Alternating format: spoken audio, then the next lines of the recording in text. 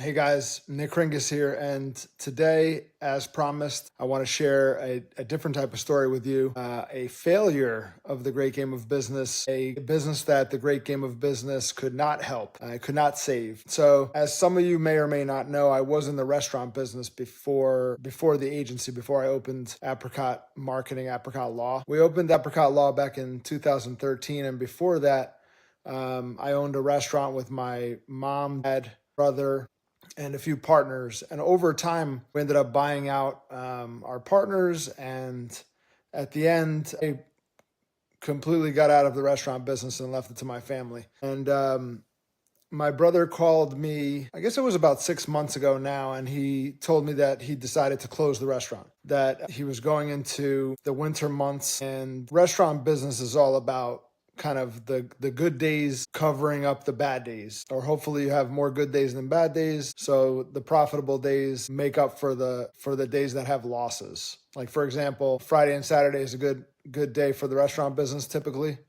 and hopefully you make enough in those 2 days to cover for the days you're not busy. And you have to keep the people on normally, or the staff on those days, so you're paying expenses and you're losing money or not making that much money. And hopefully the good days cover the bad days. Same thing in that business, in that particular restaurant, with the seasons. So we always used to hope that the summers were good enough, the summer months were profitable enough to make up for the really dead and slow winter months. So when he came to me, he was going into the winter, and he was saying how Uber Eats, Grubhub, DoorDash, those delivery services made up for about 50% of the business. And although the revenue was nearly the same as it was before COVID or during COVID, during the beginning of the pandemic, the revenue was the same, but they were taking 30% off the top. So their fee was 30% off of the sales that they made, which at this point accounted for nearly 50% of the overall revenue. So because of that, they weren't making that much money in profit during the summer months. And those are the months that we really needed to do well so that they would cover for the slow months in the winter. And because of those delivery services and the dining room not going back to what it used to be pre-COVID,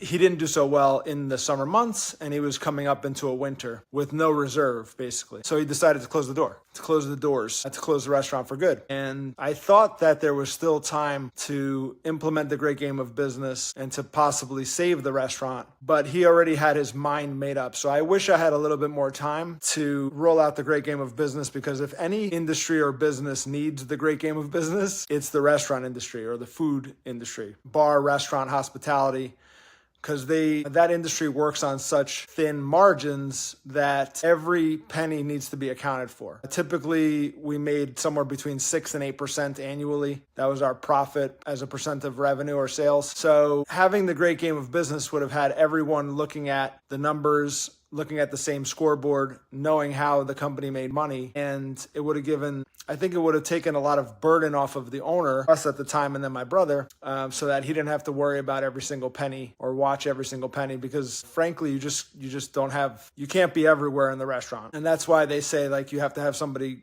that you trust in the restaurant, particularly or preferably family, because they won't steal from you. You know, a big problem in the industry is people steal. But anyway, so if there was any industry that could use the great game of business and open book management, it is definitely the restaurant business. But he came to me too late and with his mind already made up. So it was too late, but I will tell you this. I went in there and we looked at the books, and we really dug in and kind of looked at every line and made sure that everything added up. And what we found was crazy and too late. But by looking at the books and opening up the books, we found that the person that was reporting the sales in the POS, in the point of sale system, where the accountant got the numbers from and was reporting sales tax from, was over-reporting sales. They were reporting sales from another location at this location every single night for the past year or so. Even though QuickBooks, the accounting software, was pulling the right numbers from the business's bank accounts, the accountant was going into the point of sale remotely and grabbing the numbers that were essentially overinflated, and they were double reporting sales tax. They were paying one location sales tax, and they were paying for both locations sales tax out of this one location. So that's like a $35,000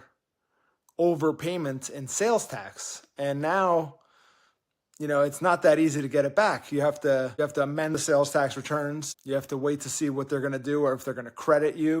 Usually it's a credit towards the next month. And, at this point, my brother was already, had his mind made up to close the door. So, it was a mess, and we found it out last minute. Just an example of how knowing your numbers and the open book management could have helped my brother in that business if we had the time. I feel like that was just the beginning. I feel like we could have found dozens and dozens of ways to save money and to put more money into the bottom line and put more money away for the slower months if we had everybody involved in looking at these numbers on a weekly basis. So that's number one. Number two, I think that it didn't work, and it wouldn't have worked because I don't think that my brother, when I mentioned open book management, was really all that into it. And you need leadership that is into it, that has the qualities of open book leaders. The very first step of implementation is start with the right leadership for a reason. If the leadership is not bought in, if they're not vulnerable and they don't have courage to open up the books and ask for help, then it just doesn't work out. For those two reasons, we didn't have enough time. It was far too late. And because the leadership would have never bought into open book management and opening the books to the restaurant's people, the Great Game wasn't able to save this restaurant.